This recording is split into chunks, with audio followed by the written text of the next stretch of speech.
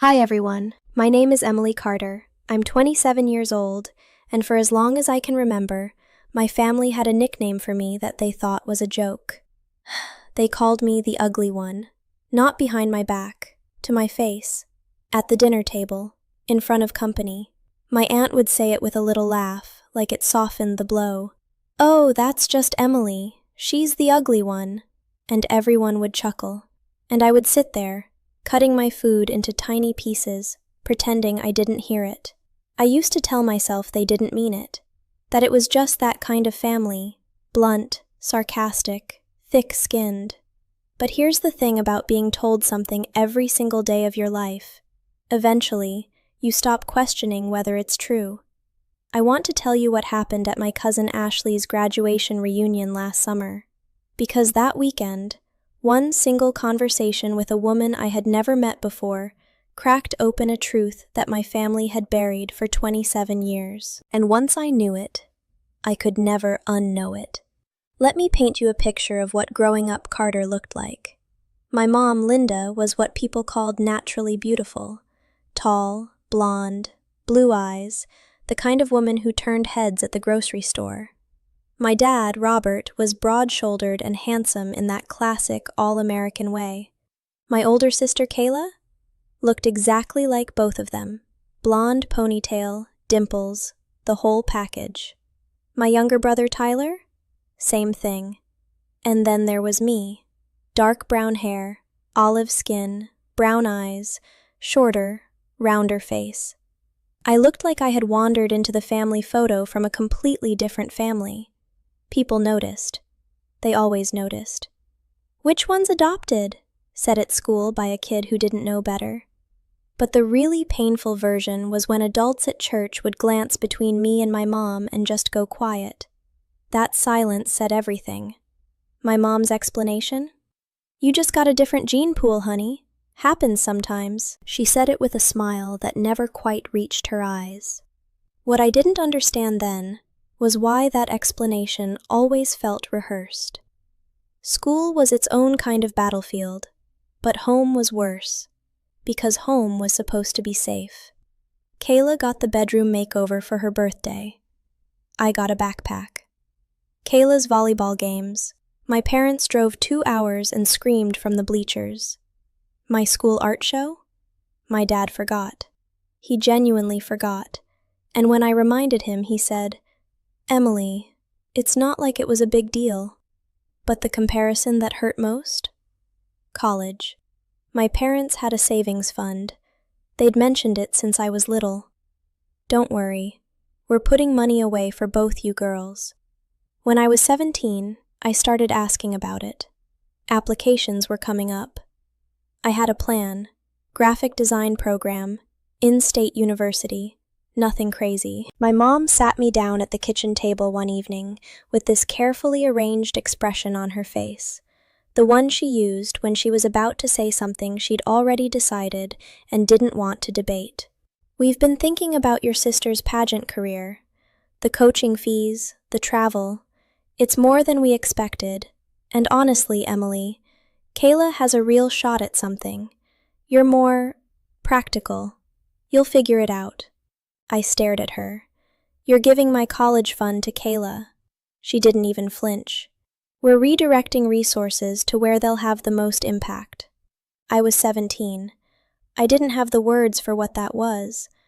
I just knew it felt like being told, very clearly, that my future mattered less. I worked 2 jobs through community college. I took out loans. I figured it out, like she said I would. But I never forgot that kitchen table. Fast forward to last July. Ashley, my cousin on my mom's side, was graduating from nursing school, and the whole family descended on my aunt's property in rural Virginia for this big outdoor reunion party. I almost didn't go, honestly. I had built a good, quiet life by then. Small apartment, steady design job, a boyfriend named Marcus who thought I was the most interesting person in the room. I didn't need the Carter family energy in my system. But Ashley had always been kind to me, so I went. The party was fine, loud. My mom made a comment within the first hour about how I should do something with my hair. My dad and Tyler were doing the sports talk circle thing. Kayla was glowing in a sundress, already the center of 3 separate conversations.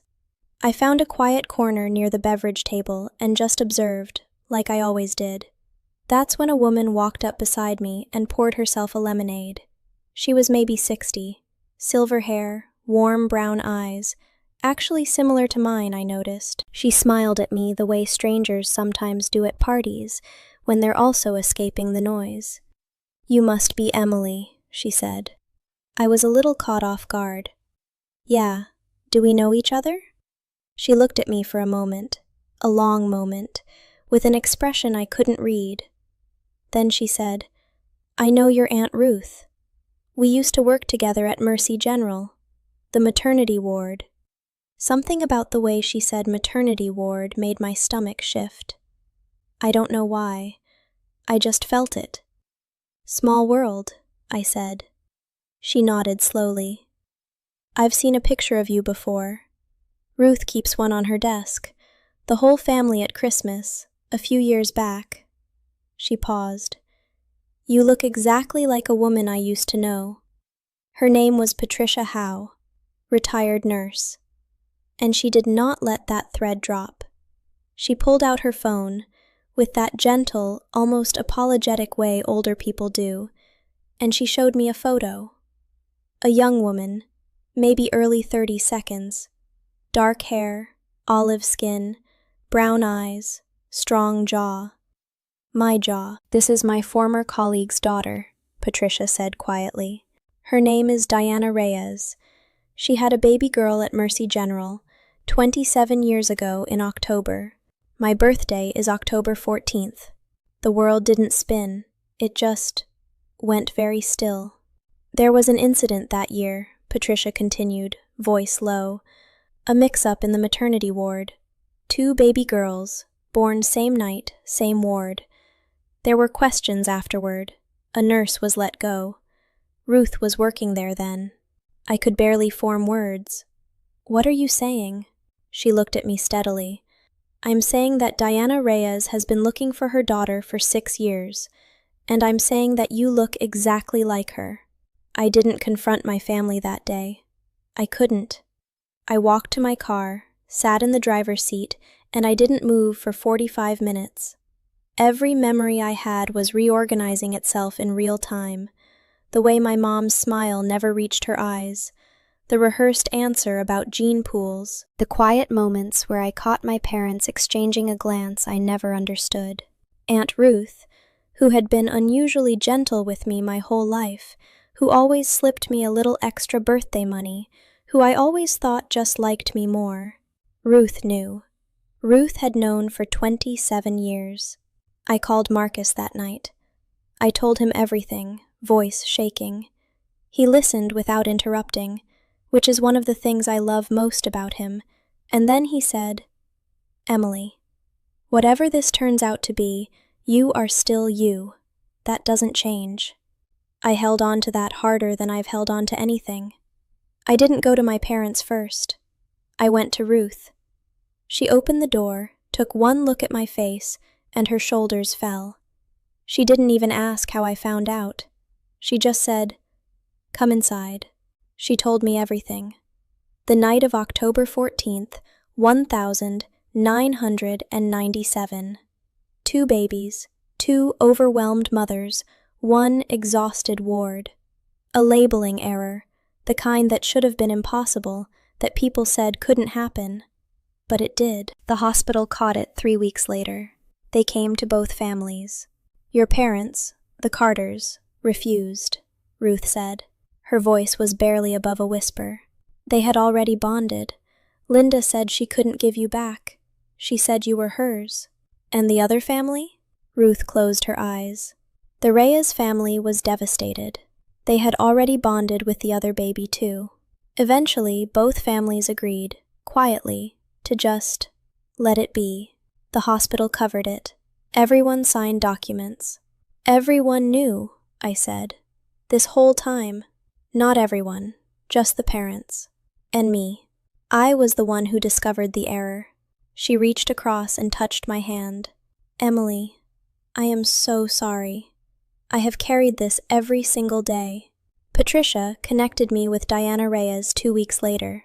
We met at a coffee shop. I got there early and sat facing the door. When she walked in, dark hair, brown eyes, my jawline, my hands, I started crying before she even sat down. She did too. We talked for 4 hours. Her family had never stopped hoping. She had 2 sons, my biological brothers, who already knew and had been waiting to meet me. Her mother, my grandmother, was 74 and healthy and cried on the phone when Diana called her from the parking lot after our meeting. I have a grandmother who wanted me. I have brothers who texted me memes within 24 hours of getting my number. I have a biological mother who looks at me like I am the most precious thing she has ever recovered. I confronted my parents the following month. My mom cried. My dad looked at the floor. They said they loved me. They said they were scared of losing me. They said they didn't know how to tell me, so they just didn't. I asked my mom, "Is that why you always made me feel like less? Because somewhere inside you knew I wasn't yours, and you resented it?" She didn't answer. That silence was its own answer. I'm not going to tell you I've forgiven everyone. I'm not there yet, and I'm not going to perform healing I haven't actually done. What I will tell you is this. I spent 27 years believing I was the ugly one, the odd one out, the one who didn't quite fit and never would. Turns out, I was never the wrong one. I was just in the wrong room. The family that was supposed to have me has been waiting this whole time. And the woman who looked at me across a party table and saw the truth in my face, she gave me back something I didn't even know had been taken. If you're somewhere in your life right now feeling like you don't belong, like you've never quite fit no matter how hard you tried, I want you to hear this. Sometimes the reason you don't fit is not because something is wrong with you. Sometimes it's because the place you're in was never meant to be your home. I'm Emily Carter. And for the first time in my life, I finally know where I belong. If this story hit you somewhere deep, drop a comment below. I read every single one. And if you've ever felt like the odd one out in your own family, you're not alone. Subscribe for more stories like this. New episode every week.